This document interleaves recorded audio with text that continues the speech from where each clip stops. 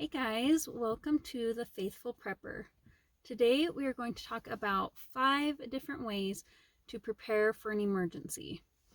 Obviously, we are in the year of 2020, and before this year, not as many people were interested in emergency preparedness and food storage, but now that we're in November, we've been through a lot in 2020, whether that's natural disasters from fires to earthquakes to, of course, the worldwide pandemic, which has affected so many lives, from job loss to sickness, and even just coping with it emotionally and mentally has been hard for a lot of people.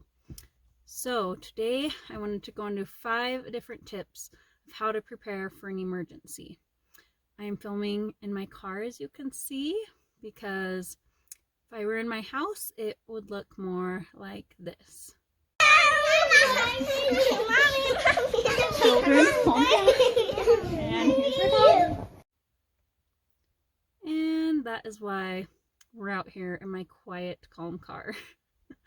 All right, let's get started. So, tip number 1, I always say before even food is water, because the human body can survive for about 30 days without food as long as it is adequately hydrated, but our human bodies can only survive about 3 days without water. So I always encourage people to first store up on water even before food. The recommendation is about 1 gallon per person per day. So depending on the size of your family, as you saw, we are a family of 6, not to mention our 2 dogs. So we need at least 6 gallons per day for our family. Okay, tip number 2 would be, of course, food. You want to think of 2 different things when it comes to food storage. One thing to think about is your short-term food storage, and it's recommended to have about 3 to 6 months of food that you already eat, that you are used to and that you enjoy eating. So you want to have a couple months, if you can, on hand of that kind of food. And then you also want to think about long-term food storage. These are, of course, your grains, your beans, your rice, your wheat, that kind of thing. There's a lot of different food storage companies out there. I'll try to list some below that you can order from. And the nice thing is when you order that lasts for about 20 to 30 years. So you order that and you are just set. It's very nice. You just have it. You're prepared. You're peaceful. You don't have to worry about it. Okay, so tip number 3, I say tip number 3 would be security. If you guys follow the news very much, then you know that, I believe it was around summertime when we were having a lot of riot and violence. Riots and violence, particularly here in the States. We saw that really increase this year. And so, I mean, even if it's not that's increasing, I personally have had someone try to break into my house before while I was home, and it's not a fun thing. You want to be prepared for that so you don't have to be as worried and panicky if someone is trying to harm you or break into your home. Obviously, there's a lot of different ways you can do that, from extra locks on your doors to guns and right to bear arms, which is also interesting because I had more people in the past that weren't as into that, but then after this year, they have really changed their tune and they understand why a lot of people believe in that, and they themselves are planning or have already purchased that. Then tip number 4 would be first aid, medical things, supplies. Just like we've seen kind of like with these lockdowns, how they're worried about the hospitals not having enough or being overflowed and being not having enough beds and having to turn people away. We just never know what's going to happen, you guys, or if you can't get in soon enough, you want to at least have some basics on hand, whether that's first aid kits, knowing your CPR, having some books that you can read up in case your internet is also out.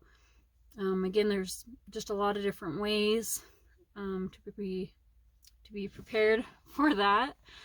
Tip number 5 is to be prepared for if your home, if you like lose electricity, if your home it's in the winter and you're somewhere like I live where it gets cold, you have longer winter months, you want to make certain that you have adequate ways to heat your home and keep you guys nice and warm.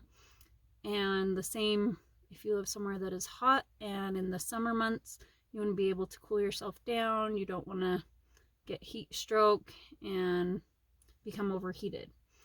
So those are my top 5 ways to prepare for an emergency.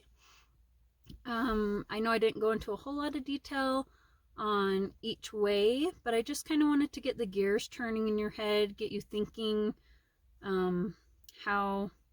what's most important and how to prepare. In future videos, I'll go into more details on each subject. One thing I will say, I suggest not just going out and doing one thing, not just going out and getting, if your goal is to have 6 months, not going out and just getting 6 months of water or of one thing, but to start slow and to say, you know, you're going to aim for 2 weeks or 1 month and get all the things that I suggested, from water, food, medical, because you can have, if you have everything, like all your food or all your water, but you don't have the other parts, then it's going to be worthless if you don't have all the basics that you need to help you to survive an emergency. So that's one thing that I suggest. Sometimes I hear people that say they have an entire year's supply of food, but they don't have any water, or they don't have a way to heat their home if the power were to go out for even a couple of days. So just be thinking of that as well, how to evenly kind of spread that out and be thinking of all those things. I think that's it for this video. Go ahead and give it a thumbs up if you found this information helpful. If you have any comments or questions, future videos that you would like to see from me, go ahead and link those in the comments down below. If you have any friends or family that you think could benefit from this information in this video, go ahead and send them the link. And if you want to see more videos like this, go ahead and subscribe to this channel. Like I said, this is the Faithful Prepper, so this will be preparing physically, emotionally, and also spiritually, because we really need all 3 to be as prepared as we can be, to be able to be at peace and to still find joy and happiness even during hard times, which I personally believe with all my heart that we're just in for more hard times ahead. And so instead of being nervous about that, we might as well just kind of channel that, put all that energy into preparing in all these different ways. So hopefully you guys stick around and enjoy the rest of these videos. Thank you so much for watching, guys. I always suggest that you prepare for the worst but hope for the best. And if we are prepared, we will not fear, you guys. Thanks for watching and have a good day.